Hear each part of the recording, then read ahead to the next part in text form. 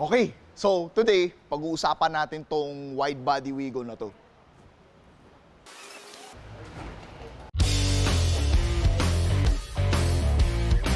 So as I'm sure you've seen sa previous video natin, we've reviewed the 2021 GR Yaris. Pero since this car is so good, feeling ko we should take a closer look.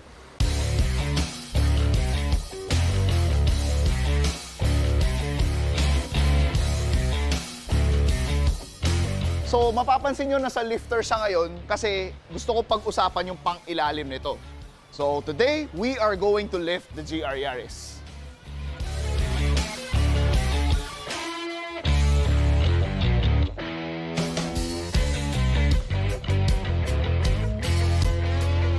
Okay, so pag makikita nyo dito sa ilalim, for the most part, yung engine is covered up by this giant under tray.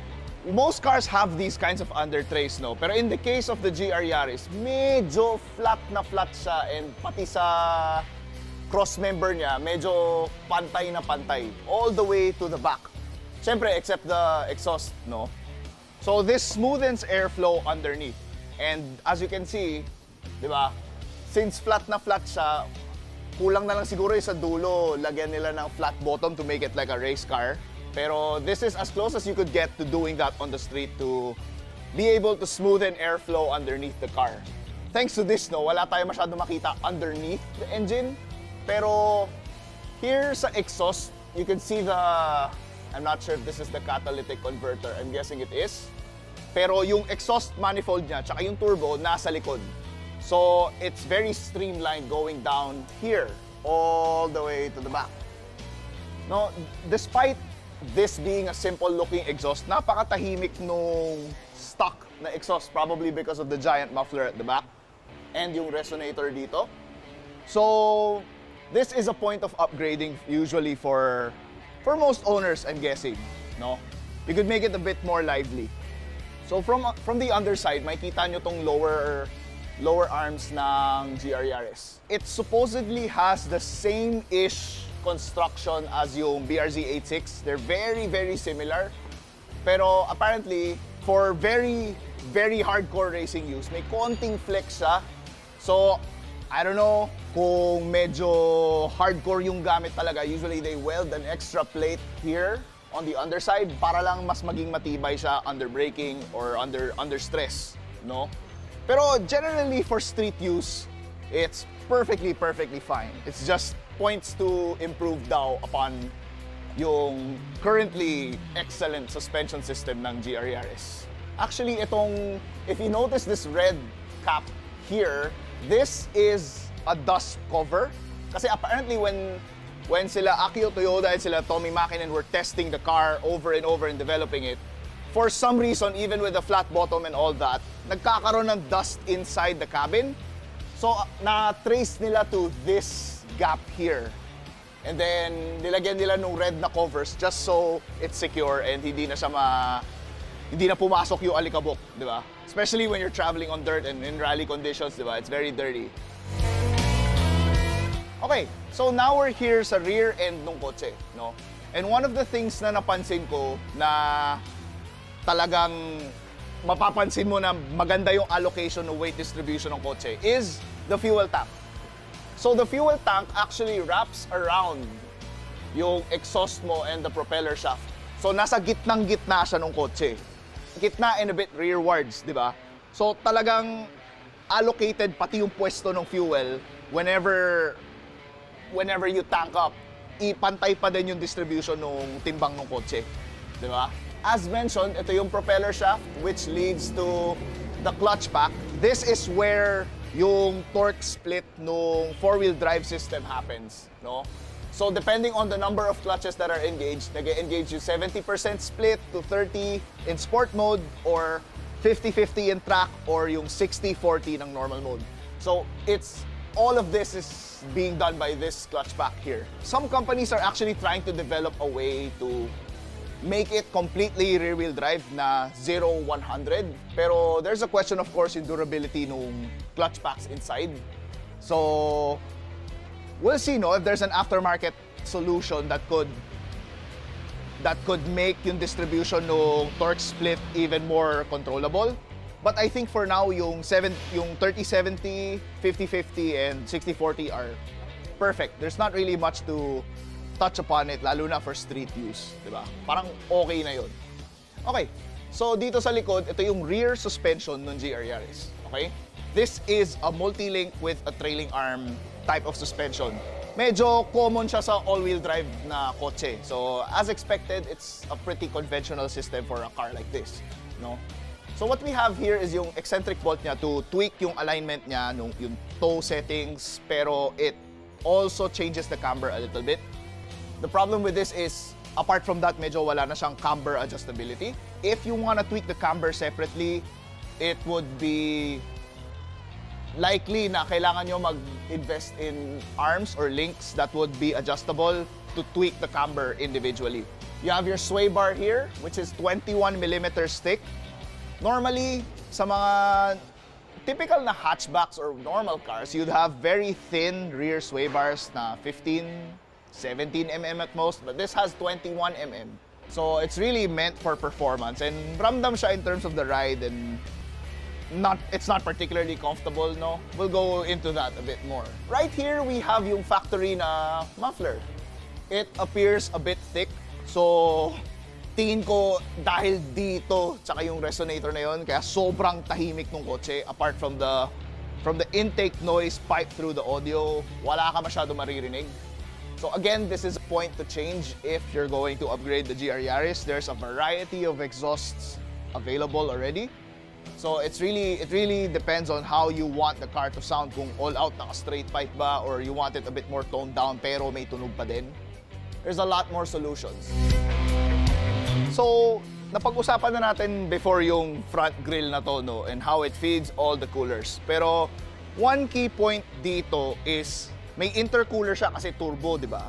But at the same time, meron din siyang condenser para sa aircon. And then behind all of that is yung radiator to cool the engine.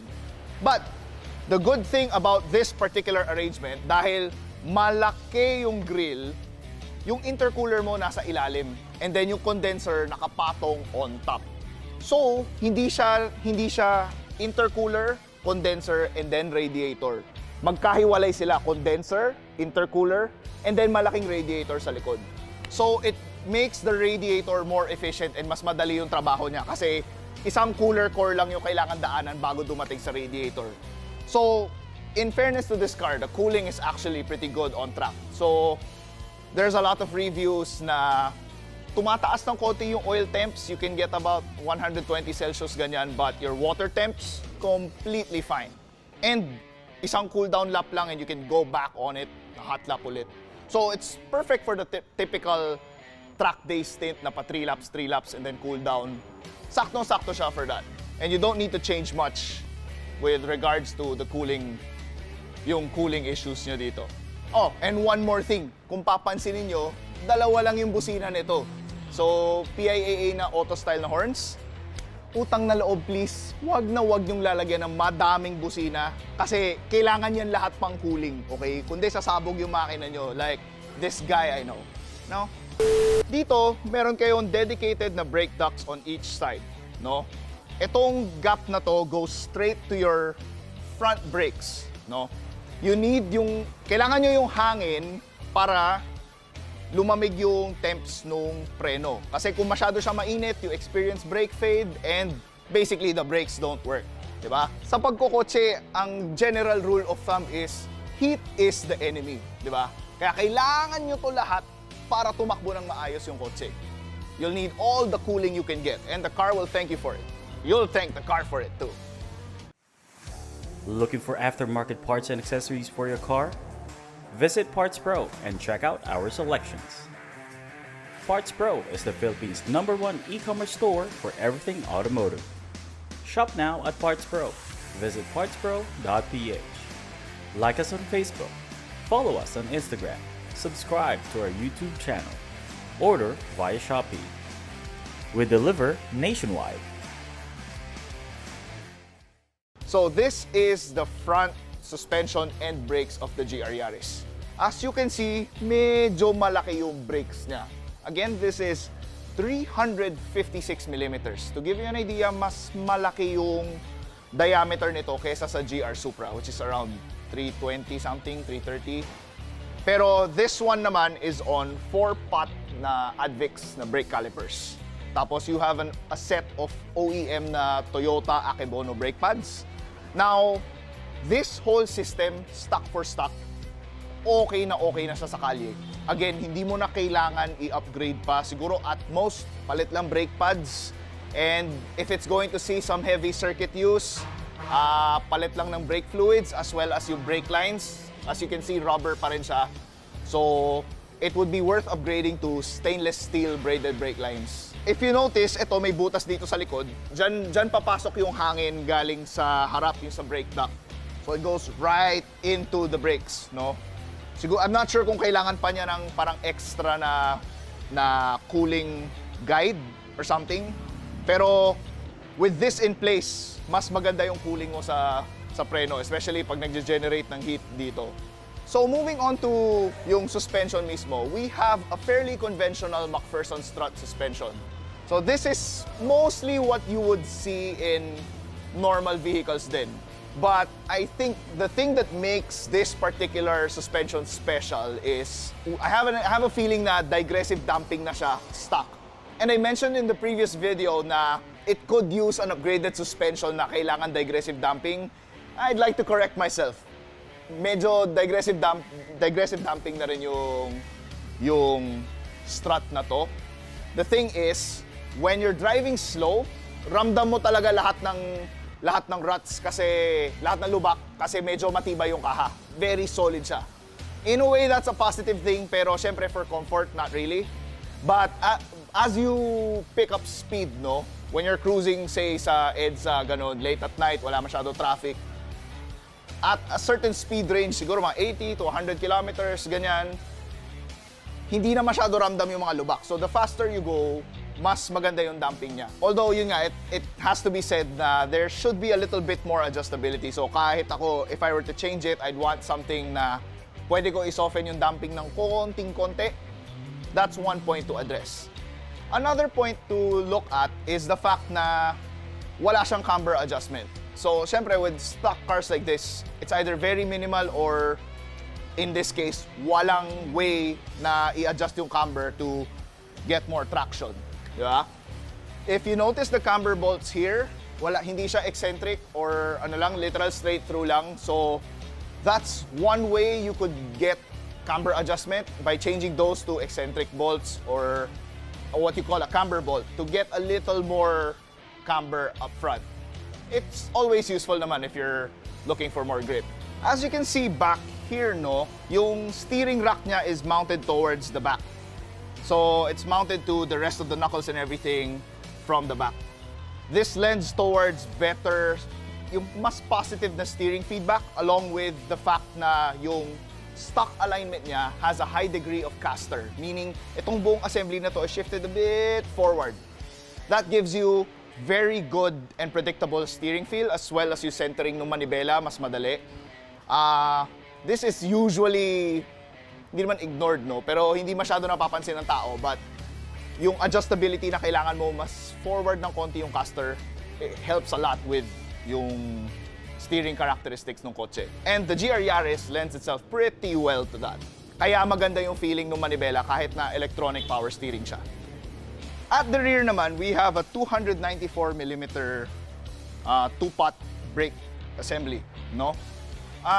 Yung 290mm is usually ka-size na ng mga pangharap ng ibang kotse. Like to give you an idea, sa RX-7, 280mm lang yung diameter ng front brakes na stock. So, yung braking system talaga ng GR Yaris is something to really commend, stock for stock. Overkill na siya. And I wouldn't change too much if I were to use this on the street. Apart from the ones I mentioned previously, na change the fluids, change the brake lines if you're going to the track, as well as more aggressive pads. But other than that, there's really no case for improving over something that's good and stock, diba? Now, yung suspension at the rear is a trailing multi-link setup. As you can see, yung dampers niya and the spring is divorced. So even if mag-coilovers kayo or you buy a high-end coilover kit, usually ganito yung magiging package na. Nahiwalay yung damper and yung spring. Now, there are also options coming out na lowering spring lang, and the good thing about it is yung mga lowering spring kits are actually height adjustable, no? So, usually meron siyang parang coupler sa ilalim na pwede mong i-adjust sa base to lower the car accordingly. So, if you want to go that route na to preserve yung pagkaganda ng stock na suspension, yung stock na dampers, you could just upgrade the springs. Pwede rin naman. So yeah, that's pretty much the rear suspension. Okay, so that was our under chassis video of the GR Yaris. No? If you have more questions about the car and what's underneath, feel free to sound off in the comments below. So again, thank you for watching, and this has been Oric Go from PartsPro.ph.